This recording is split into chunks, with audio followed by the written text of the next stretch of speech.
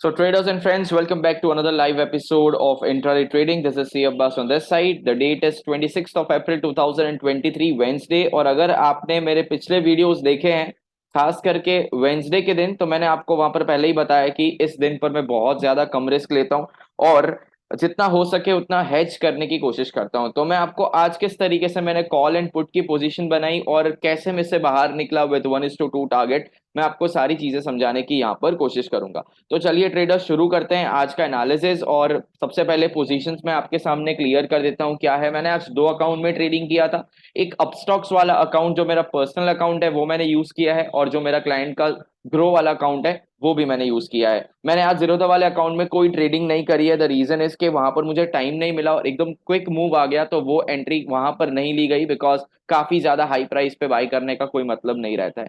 एकदम से price move हो गई और वहां वहां पर पंच नहीं कर पाया मैं, दैट्स द रीजन। ये मेरा अपस्टॉक्स वाला अकाउंट है। यहाँ पर कॉल की पोजीशन में मैंने 20 to 35 का प्रॉफिट बुक किया है। और ये मेरा जीरोधा वाला, सॉरी, ग्रो वाला अकाउंट है। I show you the positions here. यहाँ पर मैंने 2800 बुक किया है विथ हेजिंग, लेकिन यहाँ पर एक और स्टॉप लॉस सेट हुआ है मेरा इन्फोसिस का, विच इज 620। तो अगर आप यहाँ पे नेट ऑन नेट ब्रोकरेज के साथ देखेंगे तो दिस इज 2000 रुपीज, और यहाँ पर भी 2000 रुपीज। तो आज ओवरऑल 4000 रुपीज का हमने वेंसडे के दिन प्रॉफिट बुक किया है। yesterday our loss was somewhat around 1800 to 2000। आज हमने डबल मतलब 4000 प्रॉफिट बुक किया है। And that's what I am trying to tell you always कि हमें क्या करना है। हमें लॉस को रिस्ट्रिक्टेड रखना है और प्रॉफिट जितना मैक्सिमाइज कर सके उतना हमें करना है। तो अगर आप समझेंगे मैंने किस तरीके से एंट्री ली है, तो चलिए स्टार्ट करते हैं ट्रेडर्स। कल का जो मार्केट था, at the end of the at the end of the day market ने थोड़ा यहाँ पर हाई पे जाके रेजिस्टेंस फेस किया था। तो मेरा प्लान क्या था कि जब मार्केट इसको क्रॉस करेगी तब कॉल पोजीशन बनाऊंगा, या तो फिर मार्केट का जो सपोर्ट है, मार्केट का जो लेटेस्ट सपोर्ट मुझे नजर आ रहा है वहां पर अगर कोई ट्रैपिंग होता है इस एरिया पर, तो मैं क्या करूंगा, यहाँ पे बाई करूंगा। और बीच में भी मैंने एक सपोर्ट मार्क करके रखा था, जो कल का सपोर्ट था ये वाला। तो अब यहाँ पर मैंने एक पुट पोजीशन को इनिशिएट किया था ब्रेकडाउन पर। यहाँ काफी अच्छा एक फॉल देखने को मिला, बट मैं क्या एक्सपेक्ट कर रहा था यहाँ पर कि ये ब्रेकडाउन कैंडल के बाद मार्केट रिट्रेस करके ऐसे नीचे जाएगी। लेकिन क्योंकि ओवरऑल ट्रेंड पॉजिटिव है, तो मार्केट में बायर्स ने इस एरिया पे सपोर्ट प्रोवाइड किया है। ओके, सो अगर आप यहाँ पे ध्यान से देखेंगे तो मार्केट ने यहाँ पे सेलर्स को ट्रैप किया। जैसे ही यहाँ पे एक मॉर्निंग स्टार कैंडल बनी, I took the call position here, और मेरा यहाँ पर कहीं ट्रेलिंग एसएल जो है पुट साइड पर 400 रुपीज के प्रॉफिट में यहाँ पर एग्जिट हो गया था। तो यहाँ पर मैंने पुट की पोजीशन बनाई, इसके हाई के ऊपर में स्टॉप लॉस लेके आया था इस रेड कैंडल के ऊपर, और ये मेरा पुट का पोजीशन यहाँ पे इस कैंडल ने खत्म कर दिया। जैसे ही कैंडल क्लोज हुई मैंने कॉल की पोजीशन को यहाँ पे एक्टिव किया, और आप देख सकते हैं यहाँ पर लॉन्ग पोजीशन लगा के 1:2 के अराउंड यहाँ इसके 50% पर स्टॉप लॉस लगाया था। 1:2 का टारगेट मुझे यहाँ पर मिल गया है। ठीक है, तो आप ये पोजीशन देखिए, ग्रो वाले अकाउंट में मैंने हेज किया था क्योंकि ये क्लाइंट का अकाउंट है, वहां पर मुझे थोड़ा केयरफुल रहना पड़ता है। So you can see here 485 का पुट पोजीशन और कॉल की पोजीशन 2352। तो इस तरीके से सपोर्ट ब्रेकडाउन पर मैंने पुट बाय किया और रिवर्सल पर कॉल बाय किया।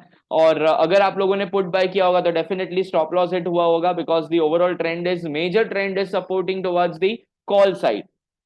तो आपको क्या करना चाहिए नेक्स्ट टाइम, जैसे ऐसे ब्रेकडाउन होता है ना लगातार कैंडल के साथ, इस मेजर सपोर्ट का रीटेस्ट हो जाए ताकि वो रेजिस्टेंस की तरह काम करे। उसके बाद जब ये लो को क्रॉस करे तब आपको एंट्री को एक्टिवेट करना होता है। लेकिन यहां पर अगर आपने तुरंत ब्रेकडाउन पे ट्रेड कर लिया है तो डेफिनेटली आपका स्टॉप लॉस जाएगा। तो ऐसे केसेस के अंदर अगर आपका कैंडल एंट्री लेने के बाद तुरंत रिवर्स हो जाता है और बड़ी कैंडल से क्लोज हो जाती है, तो रिवर्स एंट्री आप प्लान कर सकते हैं, प्रोवाइडेड आपका पहला जो लॉस है वो बहुत छोटा लॉस है। अगर आपने यहां पर बड़ी क्वांटिटी उठाई होगी, 5 लॉट 10 लॉट, तो फिर आपका यहाँ पे लॉस 10-12 हजार रुपए दिखाई दिया होगा। तो फिर आप कैसे सेकंड ट्रेड लेंगे? ठीक है, सेकंड ट्रेड लेने के लिए जो पहला लॉस है वो थोड़ा कम होना चाहिए। मेरा लॉस मैक्सिमम कितना हो सकता था, अगर पुट में जाता तो 1500 रुपए का लॉस होता, कॉल में अगर जाता तो 1500 रुपए का लॉस होता। तो मेरा दिन का जो रिस्क है 3500, इससे ज्यादा मैं रिस्क नहीं लेता।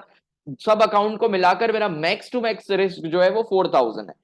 अभी आप लोग अगर रिस्क मैनेजमेंट नहीं जानते हैं तो आप मुझे कांटेक्ट कर सकते हैं, मैं आपको एक कैलकुलेटर समझाऊंगा कैसे आपको क्वांटिटी निकालनी है। बहुत सिंपल है, आप कांटेक्ट जरूर करना। अगर आप वीडियो देख रहे हैं तो जरूर मुझे मैसेज करना। ठीक है, अब मेरा आज का ट्रेडिंग ऑलमोस्ट हो चुका है, अनलेस एंड अनटिल मुझे कोई बड़ा मूव मिल सकता है। लाइक फॉर एग्जांपल अगर ये मूव को आप देखेंगे यहां से अगर वापस इस हाई को क्लियर करती है मार्केट तो एक अच्छी रैली देखने को मिल सकती है। एटलीस्ट हमको 17,807 जो कल का हाई है वो तो देखने को मिल ही सकता है। लेकिन अगर यहाँ पे मार्केट बहुत ज्यादा रिट्रेस हो जाती है, फॉर एग्जांपल यहां से जाके इतना नीचे आ जाती है फिर जाके ये क्रॉस करती है, तो यहाँ डे का लो जैसे ही ब्रीच होगा एक एंट्री यहाँ पर प्लान की जा सकती है। अगर एग्रेसिव ट्रेडर है तो यहाँ नेकलाइन के ऊपर भी आप ट्रेड ले सकते हैं, स्टॉप लॉस आप ये लगा सकते हैं, इस तरीके से आप ट्रेडिंग कर सकते हैं। आज का मेरा ट्रेडिंग हो गया बिकॉज टुडे इज वेंसडे, कुछ ज्यादा एक्सपेक्टेशन नहीं है। That's it for the day. उम्मीद करता हूं आपको अच्छा लगा होगा, ठीक है। और जो एंट्री कॉल की बनाई गई थी उसमें भी एक लॉजिक था। आप देखिए ये ट्रेंड लाइन भी यहाँ पर क्या हो रही है, ब्रेक हो रही है, ठीक है। ये ट्रेंड लाइन क्या हो रही है, ब्रेक हो रही है। तो यहाँ पर अगर रेजिस्टेंस है, अगर ये ट्रेंड लाइन रेजिस्टेंस है, तो फिर ये वाली कैंडल कैसे बनी, ये वाली जो कैंडल है इतनी बड़ी कैंडल कैसे बन सकती है अगर ये रेजिस्टेंस है। यहाँ तो शूटिंग स्टार जैसा विक आना चाहिए, पर विक आया नहीं। Okay, so that's the reason I took the hedge positions. आपको करनी चाहिए हेजिंग जब आपको लगता है, तभी हर रोज ऐसा कॉल पुट लेके जाओगे तो ब्रोकरेज ही देके जाओगे भाई। जब लगता है कि मार्केट अप ट्रेंड में लेकिन दिखाई दे रहा है डाउन ट्रेंड, जब कंफ्यूजन है, तब आपको हेजिंग करनी चाहिए। That's it for the day.